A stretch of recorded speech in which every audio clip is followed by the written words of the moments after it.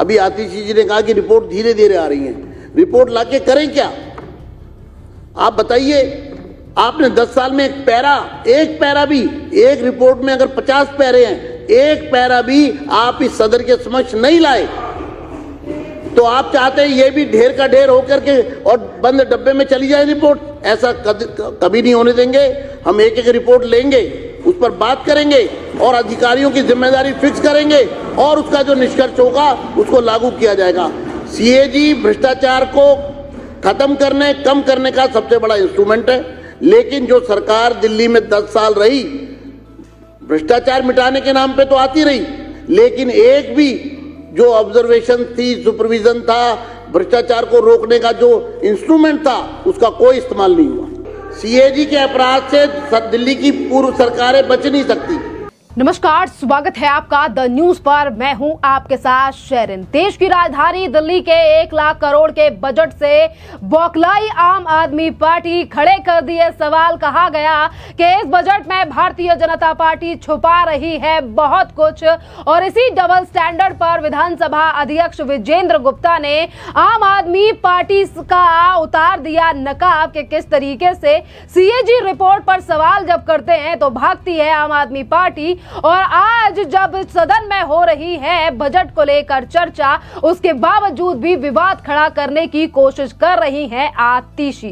जी हां, दरअसल कल दिल्ली के विधानसभा में मंगलवार को दिल्ली का बजट पेश किया गया, जिसको लेकर अब काफी ज्यादा आम आदमी पार्टी विवाद खड़ा कर रही है। आम आदमी पार्टी ने भारतीय जनता पार्टी के ऊपर आरोप लगाया है कि सरकार बजट पर विस्तृत यानी कि लंबी चर्चा करना नहीं चाहती है और चर्चा से बच रही है, और इसीलिए दिल्ली विधानसभा में नेता प्रतिपक्ष आतिशी ने विधानसभा अध्यक्ष विजेंद्र गुप्ता को पत्र लिखकर बजट पर चर्चा करने के लिए कम से कम 2 दिनों का समय मांगा है। एक तरफ तो आतिशी ने ये तमाम सवाल उठाए हैं कि दिल्ली का जो बजट पेश हुआ है उससे पहले निरीक्षण नहीं किया गया है, पूरा समय चर्चा के लिए नहीं दिया जा रहा, भारतीय जनता पार्टी इस बजट में कुछ छुपा रही है। पहले आप सुनिए आतिशी सिंह मारलेना का ये बयान।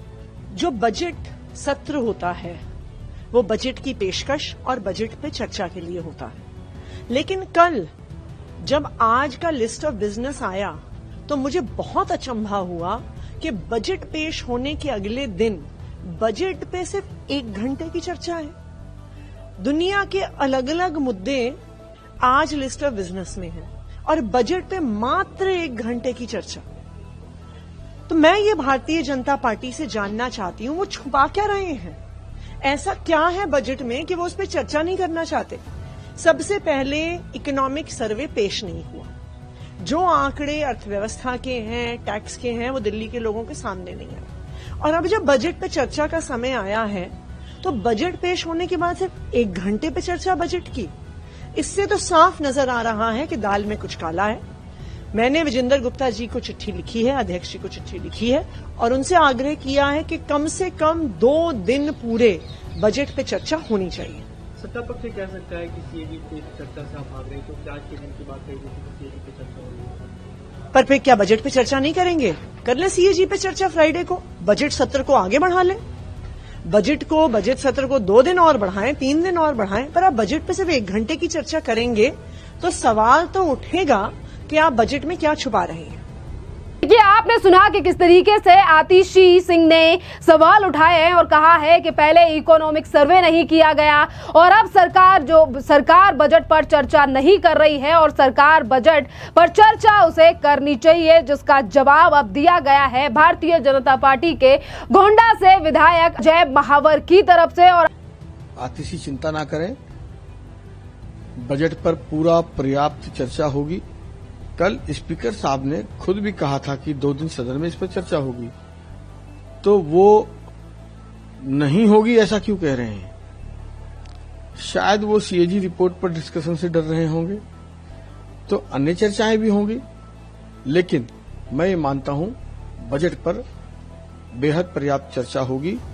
और आतिशी जी को जो भी नाम चर्चा में जो उनका रेशियो बनता है पार्टिसिपेशन के लिए अपने विधायकों के नाम भेजें, निश्चित रूप से स्पीकर साहब न्याय करेंगे और पिछली कार्यकालों की तरह विपक्ष के साथ अन्याय नहीं होगा। आप पार्टिसिपेंट के लिए नाम भेजें। निश्चित रूप से मुझे लगता है कल स्पीकर साहब ने खुद भी कहा है कि वो विपक्ष को भी बोलने का मौका देंगे। वो नाम भेजें। नाहक विवादों को जन्म क्यों दे रही हैं? बजट के लिए कुछ उनके पास बोलने के लिए नहीं है तो इन मुद्दों को उठा रही हैं। मुझे लगता है ये ठीक बात नहीं है। अजय महावर ने आम आदमी पार्टी आतिशी के ऊपर बड़ा हमला बोलते हुए कह दिया है कि आतिशी बजट पर सिर्फ और सिर्फ विवाद पैदा करने की कोशिश कर रही हैं, क्योंकि आज सदन में बजट पर ही चर्चा होनी है। सीधे तौर पर उन्होंने कह दिया है कि जब बजट पर चर्चा हो रही है तो फिर आतिशी इस तरीके से विवाद क्यों खड़ा कर रही हैं बजट के ऊपर। ये तो देखिए कि विधायक की तरफ से जवाब दिया गया है, पर विधानसभा अध्यक्ष विजेंद्र गुप्ता जिन्हें पत्र लिखा गया है आतिशी के द्वारा, उन्होंने ही 2 दिन पहले आम आदमी पार्टी की सीएजी रिपोर्ट पर काफी ज्यादा क्लास लगाते हुए दो स्टैंडर्ड हैं आम आदमी पार्टी के।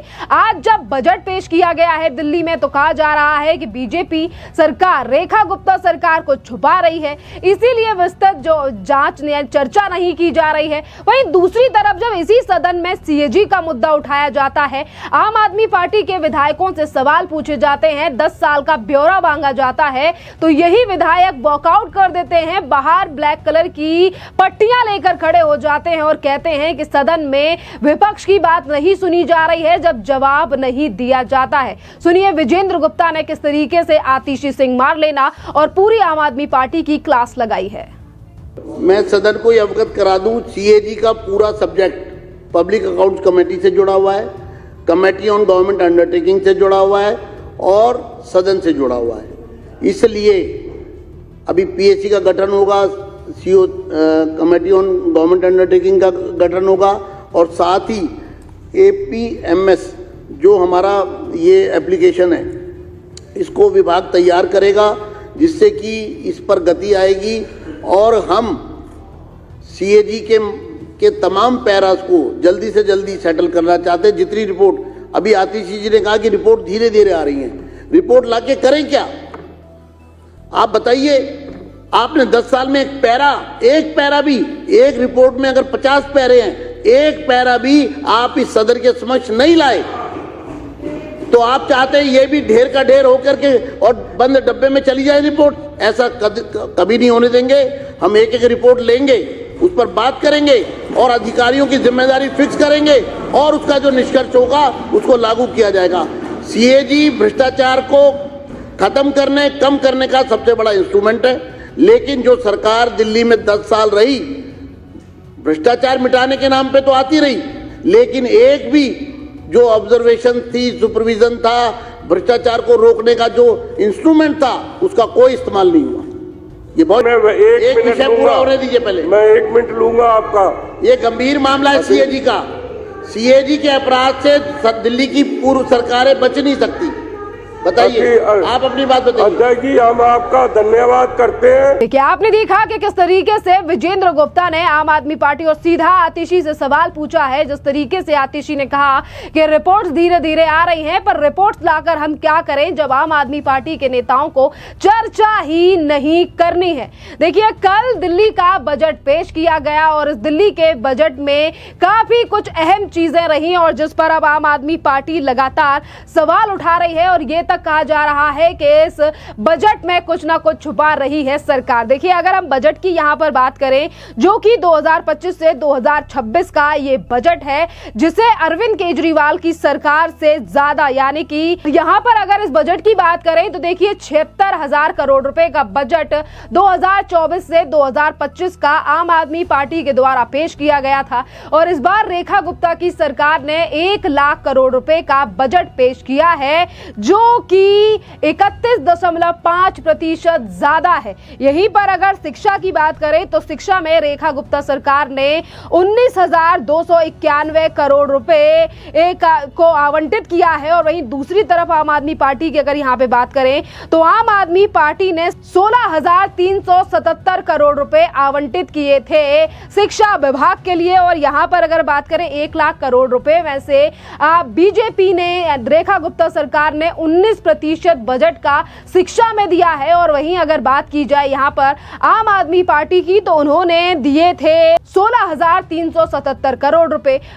अगर यहाँ पर प्रतिशत के हिसाब से की जाए तो अपने बजट के हिसाब से आम आदमी पार्टी ने 21% दिया था। और वहीं भारतीय जनता पार्टी ने 19,000 करोड़ रुपए का अगर ये बजट दिया है, 19,291, जो कि 19% है। तो इस पर भी सवाल उठाए जा रहे हैं आम आदमी पार्टी के द्वारा, क्योंकि यहीं पर अगर देखिए और भी चीजों में काफी ज्यादा इन्वेस्ट किया गया है, पैसे को आवंटित किया गया है रेखा गुप्ता सरकार के द्वारा। स्वास्थ्य के लिए रेखा गुप्ता सरकार ने 6,874 करोड़ रुपए दिए हैं, जो कि बजट का 6.86% है। और इसी के साथ अगर यहाँ आम आदमी पार्टी की बात की जाए तो उन्होंने यहाँ पर दिए थे 9,934 करोड़ रुपए का बजट दिया था। महिला सशक्तिकरण, जहां पर आम आदमी पार्टी ने 1 रुपया भी आवंटित नहीं किया था। और यहीं पर महिला सशक्तिकरण के लिए 5100 करोड़ रुपए का बजट और इतने रुपए आवंटित किए गए हैं। यहीं पर अगर स्वास्थ्य बीमा की बात की जाए तो 10 लाख बीमा योजना की लिए भी रेखा गुप्ता सरकार के द्वारा दिए गए हैं। और सीवेज यानी कि सीवरेज की समस्या जिस तरीके से दिल्ली में काफी ज्यादा रही है, जिनकी वजह से आम आदमी पार्टी पर कई बार सवाल उठे कि मॉनसून के आते ही दिल्ली में होता था सड़कों से लेकर नालियों का बुरा हाल। और इस सीवरेज की समस्या के लिए भी 500 करोड़ रुपए रेखा गुप्ता सरकार के द्वारा आवंटित किए गए हैं। ये तमाम ब्यौरा और ये तमाम वो डिटेल है जो कि अहम जानकारी यानी कि अहम मुद्दे रखे गए बजट में। और वहीं आम आदमी पार्टी इस बजट पर सवाल उठाते हुए कह रही है कि विकास तो सिर्फ आम आदमी पार्टी ने 10 सालों में किया, और जब इन्हीं 10 साल के कार्यकाल को लेकर सीएजी रिपोर्ट पेश की जाती है तो आम आदमी पार्टी के नेता विधानसभा से वॉकआउट कर देते हैं, जो कि सीधे तौर पर दिखाई दे रहा है कि ये दोहरा रवैया है आम आदमी पार्टी का। खैर, आप अपनी राय, आतिशी ने जिस तरीके से सवाल उठाए हैं, लगातार हल्ला हंगामा किया जाता है, कभी कहा जाता है कि चर्चा राय की जाती है और जब चर्चा की जाती है तो हल्ला हंगामा किया जाता है। इस दोहरे स्टैंड पर आप भी हमें अपनी राय कमेंट कर जरूर बताइए। धन्यवाद।